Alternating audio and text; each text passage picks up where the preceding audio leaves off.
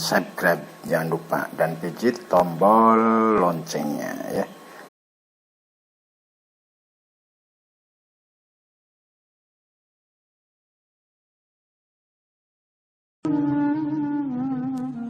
Assalamualaikum warahmatullahi wabarakatuh. Assalamualaikum warahmatullahi wabarakatuh. Buya, saya ingin bertanya. Saya telah kemarin membaca kitab fikih bahwa di dalam fikih menjelaskan untuk akikoh anak laki-laki jatahnya 2, kemudian perempuan 1. Yang saya ingin tanyakan, untuk laki-laki jatahnya 2, apakah dengan 2 itu kita bisa dicicil? Artinya misalnya ini tahun ini 1, tahun depannya 1 lagi. Kemudian untuk akikoh, di desa saya kadang-kadang orang mengatakan bahwa orang yang berkorban tidak akan diterima atau tidak boleh kecuali dengan melakukan akikoh dulu. Soalnya di desa saya Cipelem, Bulakamba, Brebes, rombongan dari Ibu Hajah Miftahul Jannah itu mengatakan bahwa orang yang belum akikoh itu tidak boleh korban. Terima kasih. Wassalamualaikum warahmatullahi wabarakatuh. Waalaikumsalam warahmatullahi wabarakatuh. Bismillahirrahmanirrahim. Yang pertama, memang biasanya pertanyaan masalah akikah ini akan mulai ramai di saat masuk hari korban. Ini banyak permasalahan. Permasalahan adalah kesalahpahaman fikih.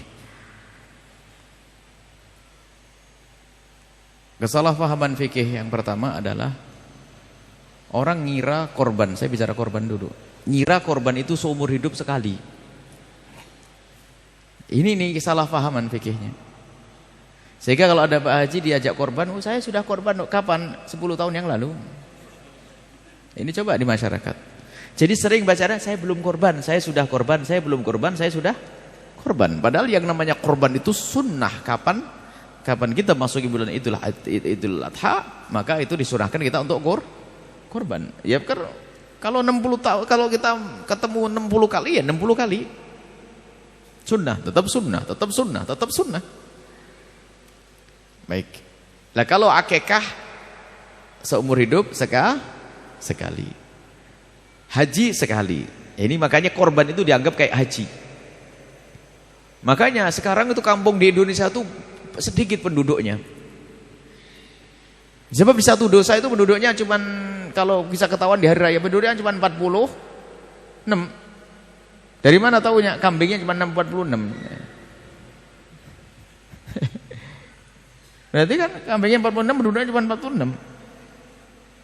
Yang korban cuma 46 orang, yang lain nggak ngerti kalau korban itu sunnah baginya.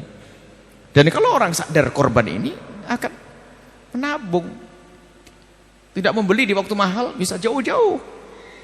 Setelah bulan haji buar, beli untuk disembelih tahun depan. Sunnah setiap orang, sunnah ini ya.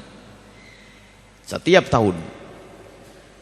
Baik, adapun masalah akikah itu disunnahkan dah. Kapan akikah itu disunnahkan? Dan siapa yang sunnah? Akikah disunnahkan atas orang tua. Jadi orang tua yang punya anak sunnah dia mengakikahi anaknya. Bukan saya ngakikahi abah ayah saya, bukan saya ngakikahi.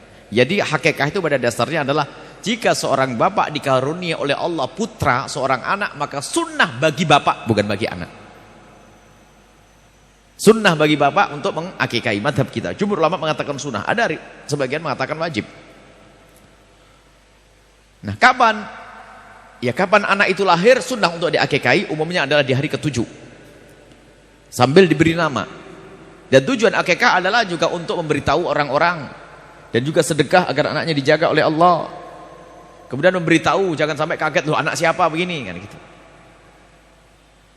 Kalau hari ke-7 gak punya duit ya ditunggu hari ke-21. Ya gak punya ya kapan saja, tahun depan deh. Sampai kapan? Sampai anak itu baligh, sudah haid bagi wanitanya, atau keluar mani di usia 9 tahun ke atas, atau seorang laki-laki sudah baligh, sudah keluar mani, maka saat itu orang tua lepas, tidak dituntut dengan yang namanya korban akikah. Sudah. Berarti apa? Sudah kedaluarsa. Seperti sholat duha sunnah bagi ibu. Kapan? Mulai dari terbit matahari sudah meninggi sampai matahari kencang di atas, sebelum itu. Setelah kelewat ya sudah kelewat. Berarti kesunahannya kelewat sudah. Kesunahannya kelewat. Karena apa? Anakku sudah balik, aku belum sempat ngakikahi dia. Sampai di situ batasnya. Selagi dia belum balik, maka orang tua sunnah untuk mengakikahi. Kemudian pertanyaannya tadi, laki-laki 2 dicicil, ya boleh sajalah. Dicicil boleh. Sekarang aduh punyanya kambing 1, sembelih 1. Nanti ada lagi sembelih lagi yang 2, boleh. Enggak ada masalah. Kemudian ada masalah hakikah lagi. Jika seandainya anak kita sudah terlanjur balik, belum sempat kita akikahi, apakah boleh dia mengakikahi untuk dirinya sendiri? Ya boleh. Paling tidak itu jatuh sedekah, akikahi. Misalnya apa? Saya belum, mungkin orang tuanya ngomong, nak, aku dulu malam larat fakir nak ya, jadi aku belum sempat ngakikahi kamu nak. Ya sudahlah. Kalau begitu ya, seorang bapak boleh memberikan kambing kepada anaknya, nak ini kambing, akikahlah untuk dirimu sendiri. Baik, ini boleh. Ataupun dia mencari kambing, saya belum akikah, agar dapatkan sunahan. Biarpun sebagian ulama mengatakan tidak jatuh akikah, tapi yang jelas dengan menyembelih kambing itu seperti sedekah, sudah dapat pahala. Jadi boleh mengakikah dirinya sendiri. Tapi tidak dituntut lagi secara sunnah seperti waktu duha sudah kelewat begitu. Ini adalah masalah akikah, boleh dicicil urusan akikah. Adapun masalah akikah dengan korban, nah ini loh, ada saja masih berulang-ulang nih. Ini pertanyaan ini bukan hayalan, ada di masyarakat pertanyaan. Mana ada didahulukan akikah atau korban? Akikah atau korban? Misalnya, saya belum diakikahi. Saya umur begini, umur tua begini, Tuhan. Belum diakikahi misalnya. Datang bulan haji, mana yang didahulukan, korban atau akikah? Ini pasti pertanyaannya tidak pernah ngaji. Yang tugas ngakikahi saya itu siapa? Abah saya sudah selesai.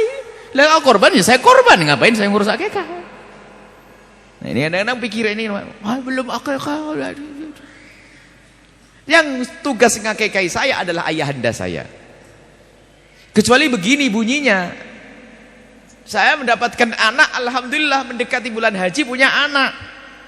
Misalnya tanggal 3 Dzulhijjah punya anak.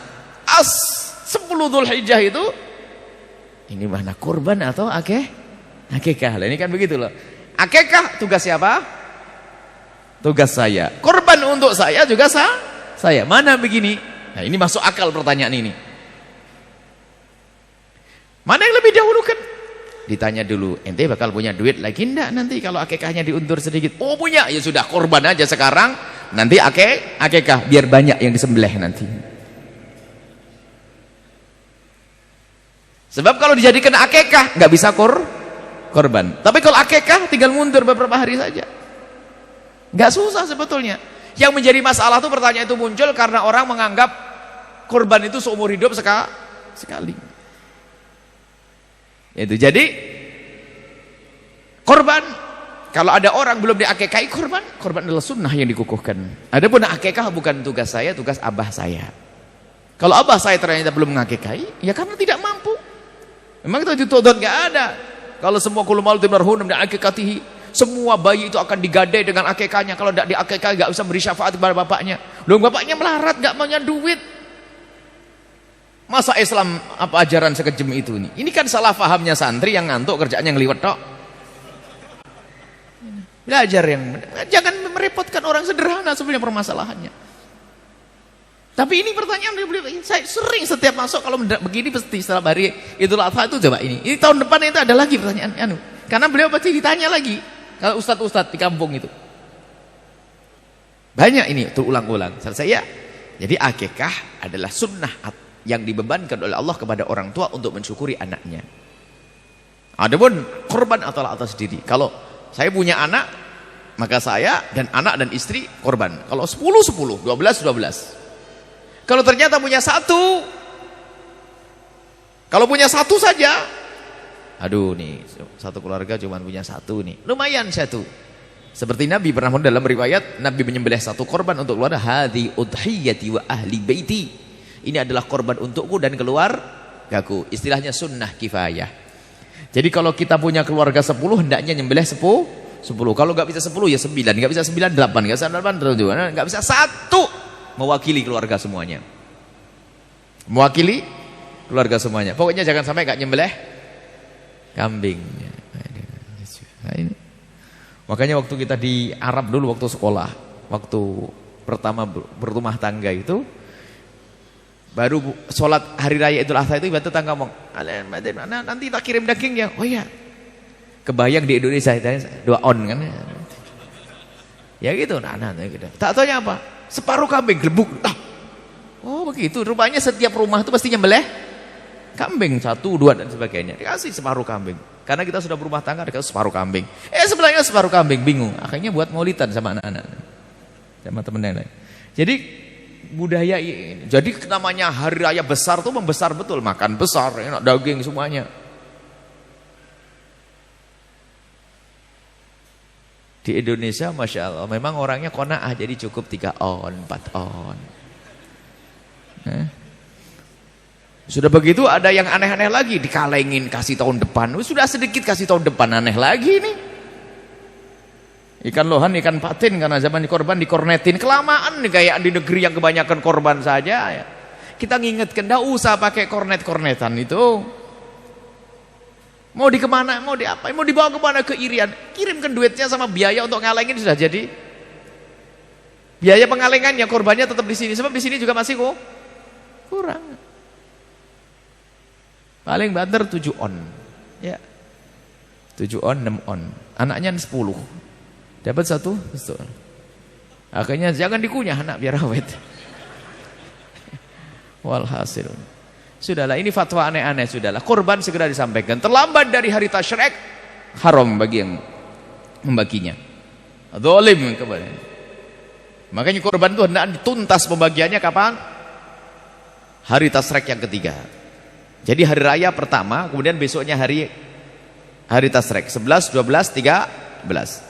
Dan korban itu sepanjang hari tasyrik masih bisa. Misalnya ibu hari raya Idul Adha nggak punya kambing, tak taunya hari raya Idul Adha mampir ke rumah bibi dikasih duit, boleh besok nyembelihnya. Beli ke pasar, beli. Tidak harus pas setelah sholat. Ditunda sampai esok hari tasyrik yang pertama, hari tasyrik kedua, hari tasyrik ketiga masih boleh. Tapi kalau Anda sudah diamanati untuk membagi daging korban, jangan disimpan ditunda-tunda. Tapi kalau daging korban sudah nyampe kepada Anda dapat bagian dikasih, boleh Anda simpan makan tahun depan juga boleh. Tapi karena sudah dikasihkan kepada Anda. Tapi kalau Anda masih diamanati untuk membagi, jangan disimpan. Kemudian ada daging korban yang wajib sama yang tidak wajib. Ini juga salah di masyarakat. Kalau korbannya tidak nazar, korban itu sunnah semuanya pada dasarnya. Selagi tidak dijadikan nazar itu aku menjadikan daging ini untuk korban, dinadarkan untuk korban. Kalau sudah kambing itu dijadikan nazar untuk korban, maka yang punya tidak boleh makan. Tapi kalau korban sunnah, rata-rata sunnah, ya boleh makan. Ini ada lagi, nggak boleh makan, nyium baunya dong. Sehingga kalau sudah tradisi baik, semuanya punya sembelihan kambing, setiap rumah nyembelih kambing, nanti caranya membaginya begini. Saya nyembelih kambing dibagi 3. Korban sunnah tadi dibagi 3. 1/3 dibagikan pada fakir miskin. 1/3 untuk keluarga, jangan sampai keluarganya ngiler. 1/3 lagi dimasak untuk menyambut tamu, karena mungkin tamu datang. Setelah dibagi 3. Jadi boleh makan, jangan dikasih bulunya. Ada nggak boleh kata Masya Allah. Kalau nazar iya nggak boleh. Ini adalah bab korban banyak nih. Hukum-hukum korban tuh banyak ini. Kalau kita bicara korban, tapi tidak apa-apa. Cukup sampai di sini dulu. Masih agak jauh, insya Allah kita akan bahas pada pertemuan selanjutnya, insya Allah. Baik, seperti itu.